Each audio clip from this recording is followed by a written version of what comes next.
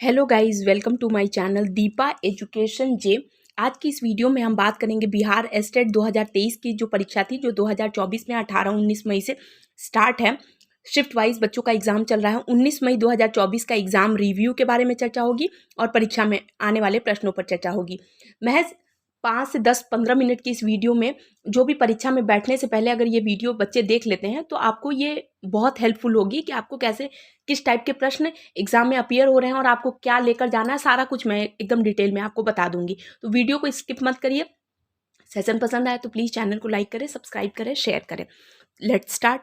तो देखिए, सबसे पहला चीज़ मैं आपको बता देती हूँ कि एस्टेट की परीक्षा में बैठने वाले से पहले जिन भी अभ्यर्थियों ने प्रीवियस ईयर के क्वेश्चन पेपर लगाए हैं उनके लिए ये पेपर बहुत ही अच्छे से और बहुत ही आसान, बहुत ही ईजी रहेगा। पुराने क्वेश्चन ही परीक्षा में यद्यपि बार बार पूछे जा रहे हैं, जो रिपीटेड क्वेश्चन है वो परीक्षा में बार बार पूछे गए हैं, पर जिन भी अभ्यर्थियों ने रिपीटेड क्वेश्चन को बार बार सॉल्व किया है उनके लिए पेपर बहुत ही इजी होगा। आपको पता है कि 150 नंबर की परीक्षा में आपको सिर्फ एलिजिबिलिटी टेस्ट है, आपको 75 मार्क्स लाने हैं ताकि आप पास हो सकें। तो 80+ क्वेश्चन करने के लिए सबसे बेस्ट तरीका यह है कि 18 और 19 को जो ये परीक्षा हुई है और 18 मई को फर्स्ट और सेकेंड मीटिंग में जो परीक्षा हुई है उनके आधार पर मैंने आपको ये बता रही हूँ और आगे भी आने की संभावना है। तो सबसे ज़्यादा इंपॉर्टेंट है कि प्रीवियस ईयर के क्वेश्चन पेपर एकदम अच्छे से लगा लीजिए, बढ़िया से।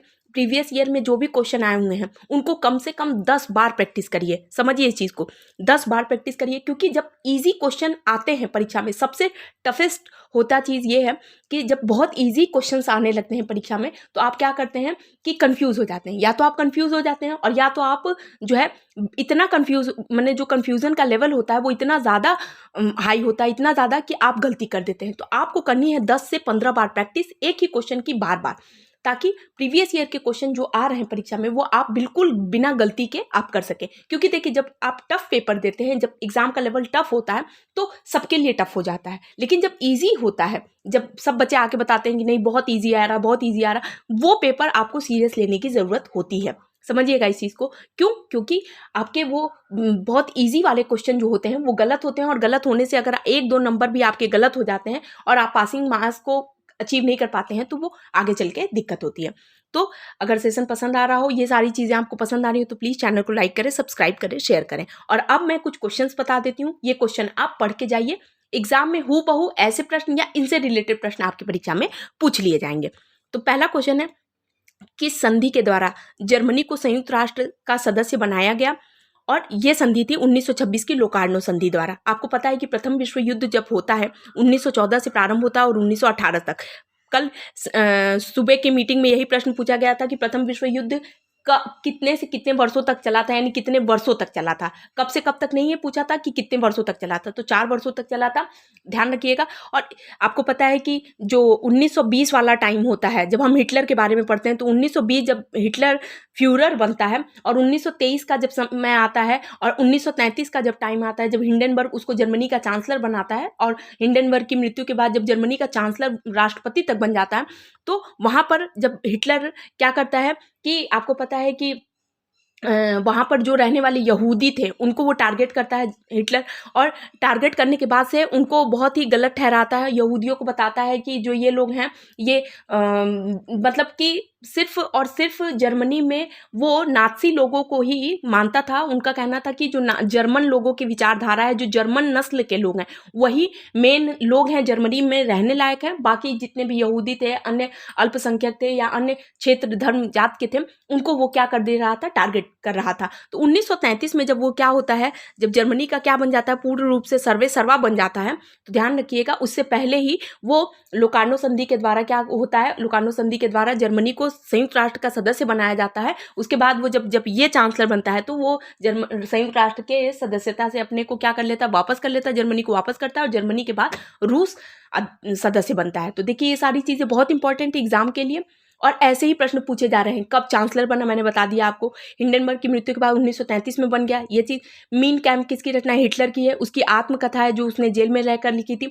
चौथी चीज़, वो किस विचारधारा को मानता था, तो नाज़ी विचारधारा को मानता था। नाज़ी विचारधारा जो थे वो सिर्फ जर्मन नस्ल के लोगों को ही मानते थे, बाकी सभी लोगों, धर्म जात के लोगों को क्या कहते थे, अल्पसंख्यक कहते थे, और जर्मनी में रहने लायक नहीं बोलते थे। ध्यान रखिएगा, ये सब चीज़ें इंपॉर्टेंट है।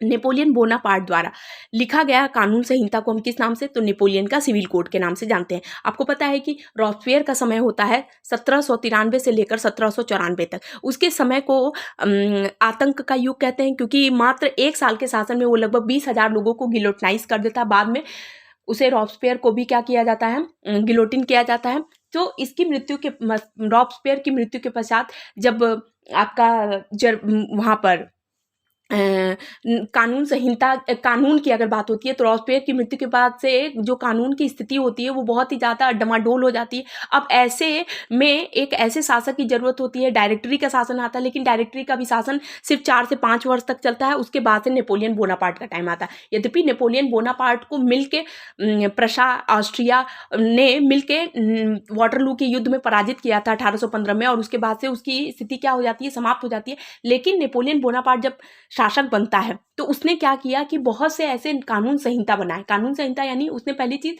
कि 39 राज्यों को, समझिएगा 39 राज्यों को परिसंघ बनाया, 39 राज्यों का एक परिसंघ बनाया। और उसने जो जन्म के आधार पर मिलने वाली जो विशेषाधिकार अधिकारियों को मिलते थे उसको समाप्त कर दिया। उसने बहुत से, जैसे एक देश से दूसरे देश में जाने वाली जो सीमा शुल्क लगाया था उसको कम कर दिया। और उसने जो नापने पैमाने की जो स्थिति होती थी, जो नापने का जो इकाई होता था उसको इक्वल किया। तो ये सारी चीज़ें इतनी अच्छी उसने कर ली थी। हाँ, यद्यपि उसके शासन को अच्छा नहीं माना जाता है कि उसने ऐसा शासन किया, परंतु उसके द्वारा बनाया हुआ जो ये कोड था, जो कानून संहिता थी, जो कानून के लिए उसने काम किया था, उसको आगे उसके जाने के बाद भी जीवित रखा गया। तो ध्यान रखिएगा, उसे नेपोलियन का सिविल कोड कहते हैं। नेपोलियन बोनापार्ट 1815 में वाटरलू के युद्ध के बाद पूरी तरीके से क्या हो जाता है, पराजित होता है।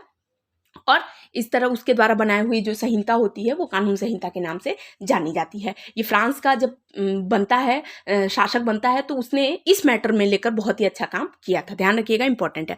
पेरिस शांति सम्मेलन कब हुआ, तो पेरिस शांति सम्मेलन 18 जून 1919 को। प्रैक्टिस कर लीजिए, 10 बार इस क्वेश्चन को पढ़िए, क्योंकि ऐसे प्रश्न परीक्षा में हूबहू पूछे जाते हैं। पेरिस शांति सम्मेलन कब हुआ, 18 जून 1919 को। एक सप्तवर्षीय युद्ध के बारे में हम पढ़ते हैं।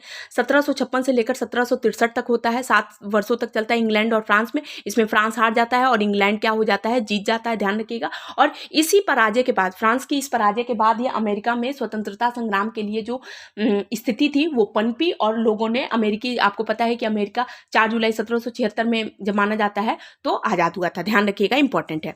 आगे है क्वेश्चन, डॉक्टर सन्यात सेन, यहाँ सन्यास नहीं है, सन्यात सेन ने 3 सिद्धांत कौन से दिए थे, राष्ट्रवाद, लोकतंत्रवाद और सामाजिक न्याय। ये एकदम रट के जाइए, प्रश्न हो सकता है ऑप्शन में ऐसे प्रश्न पूछ ले कि कौन सा नहीं था। तो राष्ट्रवाद, लोकतंत्र और सामाजिक न्याय, ये डॉक्टर सन्यात सेन, जो चीन के क्रांति के बारे में हम पढ़ते हैं, ने सिद्धांत दिए थे। गुलाबों का युद्ध कहाँ पर हुआ था, तो इंग्लैंड में गुलाबों का युद्ध हुआ था। इंग्लैंड से ही औद्योगिक क्रांति की शुरुआत होती है 18वीं शताब्दी में। ध्यान रखिएगा, इंपॉर्टेंट है। इंग्लैंड में औद्योगिक क्रांति की शुरुआत किस उद्योग से होती है, तो सूती कपड़ा उद्योग से होती है, यानी वस्त्र उद्योग से होती है। ध्यान रखिएगा। और उसके बाद दूसरे प्रारंभ में देखा जाए तो लोहा इस्पात से इनके कारखानों की या इनके उत्पादन की इनका प्रारंभ होता है। यानी पहले अगर बात करें तो औद्योगिक क्रांति की शुरुआत होती इंग्लैंड से है, और किस उद्योग से या किस कारखाने से या किस से प्रारंभ होता है, तो सूती कपड़ा उद्योग से इसका प्रारंभ माना जाता है। ध्यान रखिएगा, ये सब क्वेश्चन बहुत इंपॉर्टेंट है, हूबहू प्रश्न पूछे जा रहे हैं, तो ये सारी चीजें आपके लिए बहुत इंपॉर्टेंट होने वाली है। आगे क्वेश्चन, प्रथम विश्व युद्ध कब से कब तक चला था, आपको बता दिया है 1914 से लेकर 1918 तक चला था प्रथम विश्व युद्ध। आपको पता है प्रथम विश्व युद्ध के बाद से पूरा विश्व जो है 2 पार्ट में डिवाइड हो जाता है। एक को मित्र राष्ट्र कहते हैं, दूसरे को धुरी राष्ट्र कहते हैं, और मित्र राष्ट्र मिल करके धुरी राष्ट्र को पराजित करते हैं। ध्यान रखिएगा, इस युद्ध के पश्चात 1914 से लेकर 1918 तक, और अब कहा जाता है कि विश्व युद्ध जो था वो पूरे युद्ध की स्थिति को बहुत ही भयावह करने के लिए काफी था। अब द्वितीय विश्व युद्ध की शुरुआत क्यों होती है, इसका जो बीजारोपण है प्रथम विश्व युद्ध में ही हो जाता है, जब वर्साई की संधि होती है। तो वर्साई की संधि के बाद से जर्मनी पर इतना ज्यादा युद्ध का जुर्माना लगाया जाता है, इतना ज़्यादा स्थिति भयावह कर दी जाती है, उसके जितने जर्मनी का रूर राइन प्रांत होता है इन सबको अलग अलग क्षेत्रों में बांट दिया जाता है, यानी जर्मनी को कुल मिलाकर पंगु कर दिया जाता है। और यही एक बहुत बड़ा कारण था द्वितीय विश्व युद्ध होने का। 1939 से द्वितीय विश्व युद्ध की प्रारंभ माना जाता है, 1945 तक होता है। ध्यान रखिएगा, इंपॉर्टेंट है। इसमें अमेरिका, रूस, फ्रांस, ये सारे राष्ट्र क्या होते हैं, सम्मिलित होते हैं। सब देश क्या होते हैं, इटली, जापान, सब राष्ट्र जो होते हैं ये इसमें शामिल होते हैं। ध्यान रखिएगा। तुर्की गणतंत्र हुआ 23 23 अक्टूबर 1923 को तुर्की क्या होता है, गणतंत्र होता है। जब हम तुर्की के बारे में पढ़ते हैं तो मुस्तफ़ा कमाल पाशा के बारे में पढ़ते हैं, जिसकी मृत्यु 1938 में होती है। ध्यान रखिएगा, ये एक ऐसी पार्टी का निर्माण करता है जिससे तुर्की में बुर्का पहनने, टोपी पहनने या पूरा जो पर्दा प्रथा थी पूरी तरीके से उनको इसने बहुत हद तक सॉल्व किया था। इसके अलावा तुर्की गणतंत्र होता है 23 अक्टूबर 1923 को। इस्तांबुल का नाम भी पूछा जाता है कि इस्तांबुल का पुराना नाम तो कुस्तुतुनिया था, आपको पता है। कुस्तुतुनिया की संधि भी होती है उसके बाद से। टर्की के बारे में जब हम तुर्की के बारे में पढ़ते हैं तो तुर्की का जो खलीफा के खिलाफ जो सेवर्स की संधि होती है, तो इसी का ये पूरा आंदोलन, इसका पूरा प्रभाव हम अपने जब आधुनिक भारत के इतिहास में जब हम स्वाधीनता आंदोलन के बारे में पढ़ते हैं तो आपको पता है कि 1920 का असहयोग आंदोलन जो था और 1919 का जब जलियांवाला बाग हत्याकांड होता है तो एक आंदोलन चलता है जिसके बारे में हम भारत में पढ़ते हैं, वो है खिलाफत आंदोलन। इसका संबंध भी तुर्की गणतंत्र से ही, तुर्की से टर्की के खिलाफ जो खलीफा के खिलाफ जो अपमानजनक संधि हुई थी उसका प्रभाव पूरे देश में देखने को मिला था। तो उसमें भारत को भी इसका स्थान देखने को, आपको पता है कि अली बंधुओं को क्या कर लिया जाता है, गिरफ्तार कर लिया जाता है और उन लोगों ने मुहिम चलाते हैं टर्की के जो उनके साथ जो अपमानजनक संधि होती है उसका पूरा विद्रोह पूरे भारत की तरफ से भी किया जाता है। तो ध्यान रखिएगा, यही वो समय था जब महात्मा गांधी जी ने एक स्टेटमेंट देते हैं कि यही वो समय है कि हिंदू मुस्लिम एकता का प्रतीक निभाया जाए और प्रतीक बनकर राष्ट्र का क्या किया जाए, अपना आगे का निर्माण किया जाए। तो ये सारी चीज़ें थी। ये ऐसे प्रश्न चूंकि परीक्षा में पूछे जाते हैं, एक बार फिर से बताती हूँ, पेपर में बैठने से पहले आपको जो भी रिपीटेड क्वेश्चन है, जो भी आए हुए प्रश्न है, उनको बार बार रिविजन करना है। कम से कम 8 से 9 बार एक ही क्वेश्चन को 10 से 15 बार आपको प्रैक्टिस करनी है। क्यों? क्योंकि जब आप इजी क्वेश्चन, एक बार फिर से बताती हूँ, इजी क्वेश्चन आपको कंफ्यूज करते हैं। कंफ्यूजन लेवल एग्जाम टाइम में इतना ज़्यादा होता है कि आप समझ ही नहीं पाते हैं कि अरे ये क्वेश्चन तो पढ़ा हुआ था, पर आप उस टाइम क्या हो जाते हैं, बहुत ही ज़्यादा कंफ्यूज हो जाते हैं। तो कंफ्यूजन ना क्रिएट हो, इसके लिए ये सारी चीज़ें होती हैं। और एक बार फिर बता देती हूँ कि आपको एग्जाम में हॉल में जाने से पहले आपको क्या ले जाना है, तो सिर्फ एक आपका आइडेंटिटी प्रूफ होना चाहिए, जो भी आपके पास है, पैन कार्ड है या आधार कार्ड है या ड्राइविंग लाइसेंस है, उसका एकदम हार्ड कॉपी, मतलब वो ओरिजिनल होना चाहिए, और एक रंगीन एडमिट कार्ड होना चाहिए और एक फ़ोटो होनी चाहिए। इस 3 डॉक्यूमेंट के अलावा और कोई भी एग्जामिनेशन सेंटर में कुछ नहीं मांगा जा रहा है। पेन भी वहाँ से सेंटर की तरफ से मिल रहा है, रफ कार्य करने के लिए आपको एक पेज मिल रहा है। तो ये सारी चीज़ें मैंने आपको इसलिए बता दी क्योंकि ऐसा प्रेशर जो है एग्जाम टाइम में हमें देखने को मिलता है। तो आई होप आपके लिए वीडियो बहुत ज़्यादा इंपॉर्टेंट होगी। आज जिन बच्चों का एग्जाम है उनको very very all the best. आपका एग्जाम अच्छे से हो, आप सफलता हासिल करें और 3.0 और 4.0 में आप क्या हो, अच्छे से अच्छा नंबर अचीव कर सके। Thank you so much.